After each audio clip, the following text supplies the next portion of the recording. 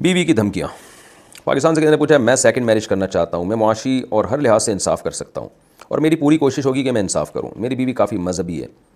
मैंने अपनी वाइफ से डिस्कस किया कि फ़ितनों का दौर है और मुझे ज़रूरत भी है, मुझे डर रहता है कि मैं हराम या बदनज़री में ना लग जाऊँ, और बीवी को इंसाफ और बराबरी का भी यकीन दिलाया। लेकिन मेरी बीवी ने साफ कह दिया कि अगर आपने दूसरी शादी की तो मैं अलहदा हो जाऊँगी, खुला ले लूँगी और बच्चों को अपने साथ ले जाऊँगी और आपसे मिलने भी नहीं दूँगी, क्योंकि बच्चों पर मेरा हक़ है, मैं माँ हूँ इनकी।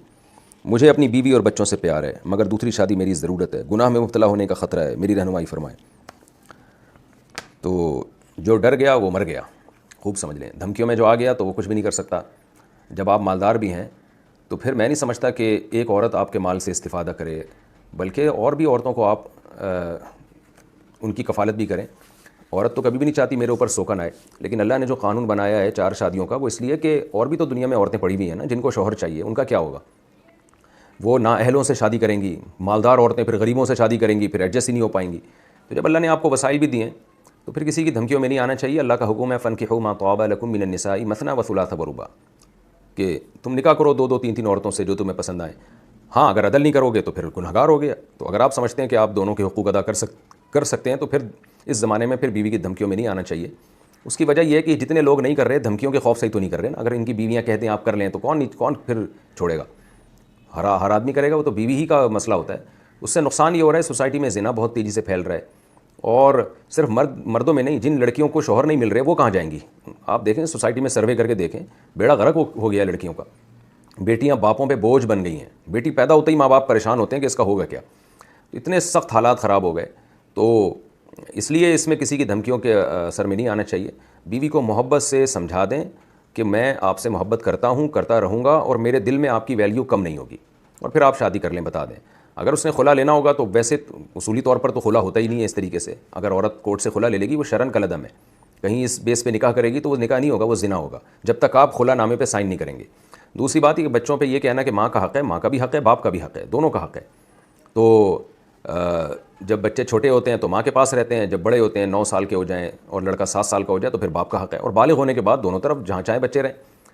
तो और तरबियत में बाप ही को अल्लाह ताला ने, उस नेचुरल जो गार्डियन है वो बाप को बनाया अल्लाह ताला ने।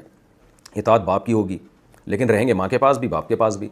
तो ये जो हिसाब किताब है ना, अगर हम इसी तरह ख़वातीन की बातों में आते रहे जैसे कि आते हैं, नबी सल्लल्लाहु अलैहि वसल्लम ने इरशाद फरमाया, सही बुखारी की हदीस है, लन युफ्लिह कौमुन वल्लौ अहम्मा उमूरिहिम मिनल मरअ, वो कौम हरगिज़ कामयाब नहीं हो सकती जो अपने अहम मामलात औरत के सुपुर्द कर दे। ख़वातीन ये बात सुन के गुस्सा तो करती हैं कि ये क्या बात हुई कि हमारे ख़िलाफ़ हदीस जा रही है। तो आपके हक़ में भी तो बहुत सारी हदीसें हैं ना।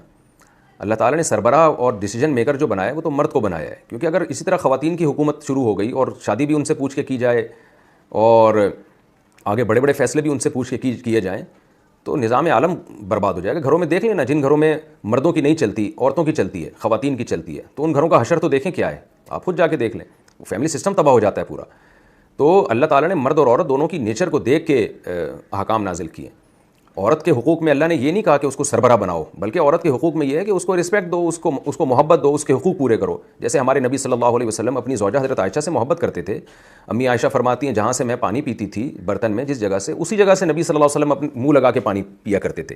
किसी ने हज़रत आयशा की दावत की, नबी सल्लल्लाहु अलैहि वसल्लम की दावत की, तो आपने फरमाया जब तक मेरी ज़ौजा आयशा को नहीं बुलाओगे मैं नहीं जाऊँगा दावत में। 3 दफ़ा उन सहाबी ने दावत दी, तीनों दफ़ा नबी ने यह फरमाया कि जब तक मेरी ज़ौजा को नहीं बुलाओगे मैं नहीं आऊँगा। तीसरी दफ़ा में उन्होंने कहा कि ठीक है जी, आप अपनी ज़ौजा को भी ले आएँ। तो मोहब्बत देनी है औरत को, लेकिन सरबराह नहीं बनाना। नबी सल्लल्लाहु अलैहि वसल्लम घर में सरबराह पैगम्बर ही थे। तो आज हो ये गया है कि मोहब्बत तो देते नहीं है, बाप बना लेते हैं उसको। तो मोहब्बत देनी चाहिए, बाप बनाने का हुक्म नहीं है, उसको सरबराह बनाने का हुक्म नहीं है। तो सरबराह घर के मर्द ही होंगे, डिसीजन मेकर मर्द ही होंगे, डिसीजन पावर भी मर्दों के पास ही होनी चाहिए, वरना सारा निज़ाम तबाह हो जाएगा। और इसमें औरत का भी फ़ायदा है। अगर आप मर्द में डिसीजन पावर नहीं है, वो फैसला नहीं कर पाता, तो उसमें नुकसान किसका? औरत का ही हो रहा है ना। अब आप बीवी की धमकियों में आके अगर जिस तरह से आजकल मर्द क्या कर रहे हैं, दूसरी शादी नहीं कर रहे, तो नुकसान किसका? मर्द का थोड़ी हो रहा है, औरत का नुकसान हो रहा है। दूसरी शादी करके फंसता तो मर्द है, फ़ायदा तो औरत को होता है जो दूसरी बीवी बनती है, तीसरी बीवी बनती है, चौथी बीवी बनती है। उसको एक कफ़ालत का इंतज़ाम होता है, उसकी हलाल तस्कीन का ज़रिया बनता है मर्द, उसके औलाद का कफ़ील होता है, ज़िम्मेदार होता है। तो उसको तो बहुत सारे फ़ायदे हासिल होते हैं। तो ये फ़ायदे औरत ही को तो हासिल होते हैं ना।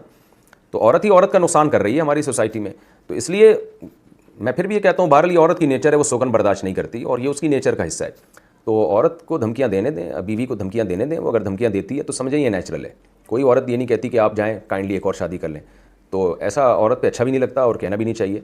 عورت کی محبت کا تقاضا یہی ہے کہ بھائی آپ صرف میرے ہیں، ٹھیک ہے، یہ اس کی محبت ہے۔ متنبی ایک شاعر ہے نا، اس نے کہا تھا لِأَحِبَّتِي أَن يَمْلَؤُوا بِالصَّافِيَاتِ الْأَكْوَبَ وَعَلَيْهِمِ أَن يَشْرَبُوا وَعَلَيَّ أَلَّا أَشْرَبَ، کہ شراب خانے میں جاتا تھا تو اس کے دوست اس کو بھی پلاتے تھے شراب پیو، یہ شراب نہیں پیتا تھا، تو یہ کہتا تھا میرے دوستوں پر یہی لازم ہے کہ مجھے پلانے کی کوشش کریں، کیونکہ ان کو شراب سے محبت ہے، تو وہ ان کا اکرام اسی میں ہے کہ مجھے پلائیں، لیکن مجھ پر ہے کہ میں نہ پیوں کیونکہ میں شراب کو گندا سمجھتا ہوں۔ تو بیوی پر یہی ہے کہ وہ آپ کو دوسری شادی سے روکے، اس کی محبت کا تقاضا ہے، اور آپ کی مردانگی کا تقاضا یہ ہے کہ آپ نہ رکیں۔ تو اب محبت اور مردانگی میں مقابلہ ہو رہا ہے، تو اب دیکھتے ہیں کون جیتتا ہے اس میں۔ تو خلاصہ یہی ہے کہ دوسری خواتین کا بھی خیال کریں، بہت سی بیوہ طلاق یافتہ خواتین ہیں جن کی عمریں نکل رہی ہیں، برباد ہو رہی ہیں گھروں میں بیٹھی ہوئی ہو، تو ان کا خیال کریں اور ایک اور شادی کر لیں آپ۔